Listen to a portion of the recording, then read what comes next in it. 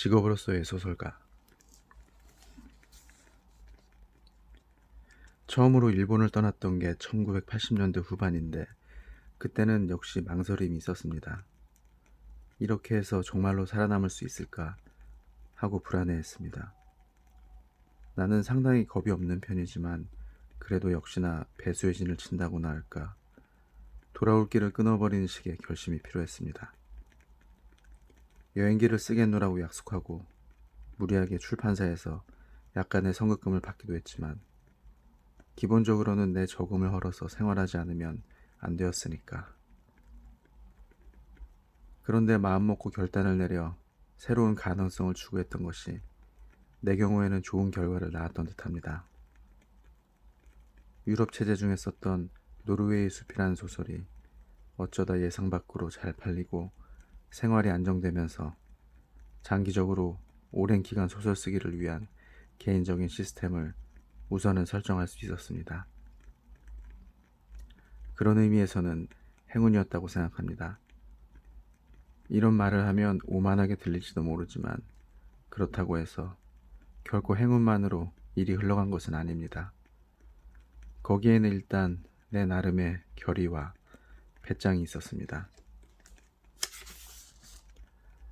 장편 소설을 쓸 경우 하루 200자 원고지 20매를 쓰는 것을 규칙으로 삼고 있습니다. 내 맥 화면으로 말하자면 대략 2화면 반이지만 옛날부터의 습관으로 200자 원고지로 계산합니다.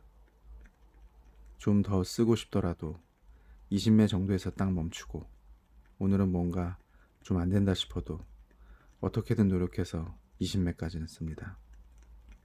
왜냐하면 장기적인 일을 할 때는 규칙성이 중요한 의미를 갖기 때문입니다. 쓸 수 있을 때는 그 기세를 몰아 많이 써버린다, 써지지 않을 때는 쉰다 라는 것으로는 규칙성은 생기지 않습니다. 그래서 타임카드를 찍듯이 하루에 거의 정확하게 20매를 씁니다. 그런 건 예술가가 할 만한 짓이 아니다, 그래서야 공장이나 마찬가지 아니냐 라고 말하는 사람이 있을지도 모릅니다. 그렇죠. 분명 예술가가 할 만한 짓은 아닌지도 모릅니다. 하지만 왜 소설가가 예술가가 아니어서는 안 되는가? 대체 누가 언제 그런 것을 정했는가? 아무도 정하지 않았습니다. 우리는 자신이 하고 싶은 방식으로 소설을 쓰면 됩니다. 우선 딱히 예술가가 아니어도 괜찮다라고 생각하면 마음이 훨씬 편안해집니다. 소설가란 예술가이기 이전에 자유인이어야 합니다. 내가 좋아하는 것을 내가 좋아하는 때 나 좋을 대로 하는 것, 그것이 나에게는 자유인의 정의입니다. 예술가가 되어서 세간의 시선을 의식하거나 부자유한 격식을 차리는 것보다 극히 평범한 근처를 어슬렁거리는 자유인이면 됩니다. 이자크 디네세는 나는 희망도 절망도 없이 매일 조금씩 씁니다 라고 했습니다. 그와 마찬가지로 나는 매일매일 20매의 원고를 씁니다. 아주 담담하게. 희망도 절망도 없다는 것은 실로 훌륭한 표현입니다. 아침 일찍 일어나 커피를 내리고 4시간이나 5시간 책상을 마주합니다. 하루에 20매의 원고를 쓰면 한 달에 600매를 쓸 수 있습니다. 단순 계산하면 반년에 3600매를 쓰게 됩니다. 구체적인 예를 들자면 해변의 카프카라는 작품이 초고가 3600매였습니다. 이 소설은 주로 하와이의 카우아이 섬의 노스쇼어에서 썼습니다. 그야말로 아무것도 없는 곳이고 게다가 비가 자주 내려서 그 덕분에 일은 잘 됐습니다.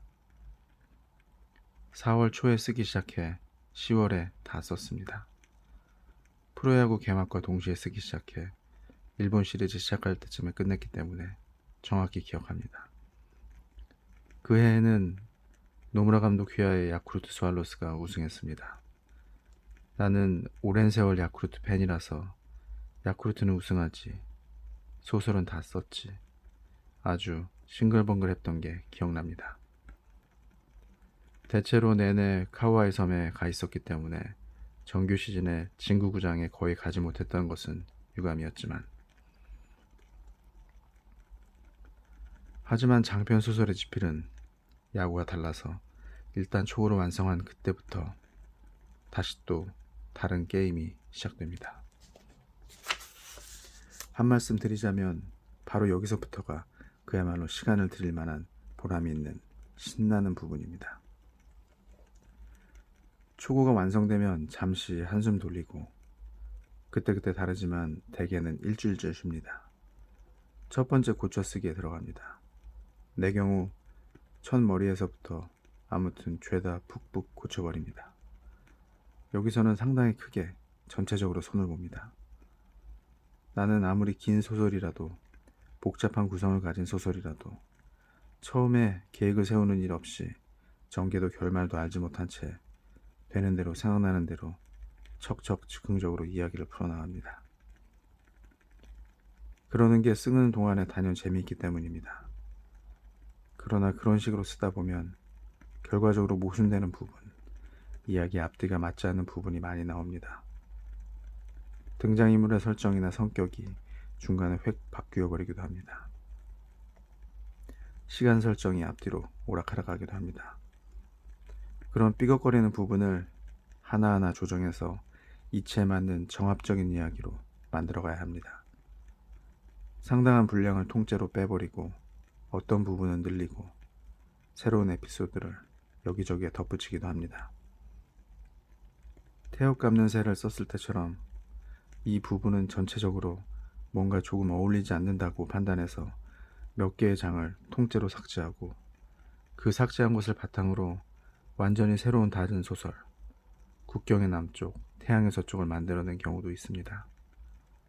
하지만 이건 상당히 극단적인 예고, 대개의 경우 삭제한 부분은 삭제된 채 그대로 사라집니다.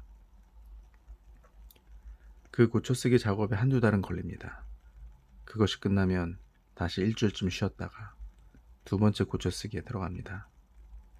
이것도 첫머리부터 쭉쭉 고쳐나갑니다. 단지 이번에는 좀 더 세세한 부분을 살펴보면서 꼼꼼하게 고칩니다. 이를테면 풍경 묘사를 세밀하게 써넣거나 대화의 말투를 조정하기도 합니다. 스토리 전개에 맞지 않는 점은 없는지 점검하고, 한번 읽어서 알기 어려운 부분은 쉽게 풀어 써서 이야기의 흐름을 보다 원활하고 자연스럽게 만듭니다. 대수술이 아니라 세세한 수술을 하나하나 더해가는 작업입니다.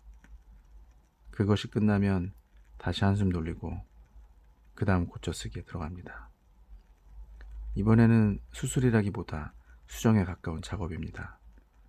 이 단계에서는 소설의 전개에 어떤 부분의 나사를 단단히 조여야 할지, 어떤 부분의 나사를 조금 헐렁하게 풀어둘지를 결정하는 게 중요합니다. 장편소설은 말 그대로 긴 이야기이기 때문에 구석구석까지 나사를 팽팽하게 조여버리면 독자는 숨이 막힙니다. 군데군데 문장을 헐렁하게 풀어주는 것도 중요합니다. 그런 쪽의 호흡을 파악하지 않으면 안 됩니다. 전체와 세부의 균형을 적절히 유지하는 것, 그런 관점에서 문장의 세밀한 조정을 행합니다. 이따금 평론가 중에 장편소설의 일부분을 뽑아 이렇게 조잡한 문장을 써서는 안 된다고 비판하는 사람이 있지만, 내 생각을 말하자면 그건 그다지 공정한 행위라고 할 수 없습니다. 왜냐하면 장편소설이라는 것에는 마치 맨몸의 인간처럼 어느 정도 조잡한, 헐렁하게 풀어진 부분도 필요하기 때문입니다. 그런 것이 있어야 팽팽히 조인 부분이 정당한 효과를 발휘합니다. 그리고 대개 이때쯤에 한 차례 긴 휴식을 취합니다. 가능하면 보름에서 한 달쯤 작품을 서랍 속에 넣어도 그런 게 있다는 것조차도 잊어버립니다. 혹은 잊어버리려고 노력합니다. 그 사이에 여행을 하거나 번역 일을 몰아서 하기도 합니다. 장편 소설을 쓸 때는 일하는 시간도 물론 중요하지만 아무것도 하지 않는 시간도 그에 못지않게 중요한 의미가 있습니다. 공장 등에서의 제작 과정에 혹은 건축 형상의 양생이라는 단계가 있습니다. 제품이나 소재를 재워둔다는 것입니다. 그냥 가만히 놔두면서 바람을 쐬게 한다. 혹은 내부가 단단히 굳도록 한다는 것이죠. 소설도 마찬가지입니다. 이 양생을 확실하게 해주지 않으면 덜 말라서 무르는 것, 고르게 배어들지 않은 것이 나오고 맙니다. 그렇게 일단 작품을 진득하게 재운 다음에 다시 세세한 부분에 철저하게 고쳐쓰기에 들어갑니다. 진득하게 재운 작품은 나에게 이전과는 상당히 다른 느낌으로 다가옵니다. 전에는 보이지 않던 결점도 아주 뚜렷하게 보입니다. 깊이가 있는지 없는지 판단이 됩니다. 작품이 양생을 한 것과 마찬가지로 내 머리도 다시 멋지게 양생된 것입니다.